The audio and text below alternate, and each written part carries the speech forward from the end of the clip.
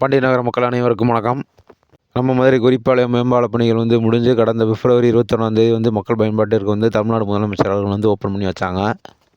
நம்ம தமுகத்திலிருந்து திரும்ப நார்த் கேட்டில் ரைட்டில் எடுத்து திரும்ப லெஃப்ட் போகிற மாதிரி இந்த பாலம் வேலைக்காக மாற்றி விட்டுருந்தாங்க போக்குவரத்தை. இப்போ நம்ம நார்மலாக எப்பயும் போகிற மாதிரியே அதாவது அமெரிக்கன் காலேஜ் வாசல்லேருந்து நேராக போய் பழைய குறிப்பாளையம் பஸ் ஸ்டாண்டு, பழைய கிங் மெட்ரோ ஹோட்டல் பக்கத்துலேயே ஆறுமுகத்தில் எப்படி வாகனங்கள் அந்த வழியாக போச்சோ அதே மாதிரி இன்றைக்கு மாற்றி விட்ருக்காங்க.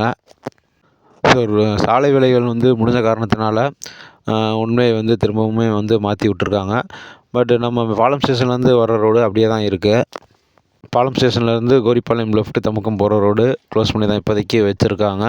இது என்றைக்கு மக்கள் பயன்பாட்டுக்கு வரும்ன்றது தெரியல. பட் நார்மலாக எப்பயும் போகிற மாதிரி இனிமேல் நம்ம கோரிப்பாளையம் போயிட்டு வரலாம்.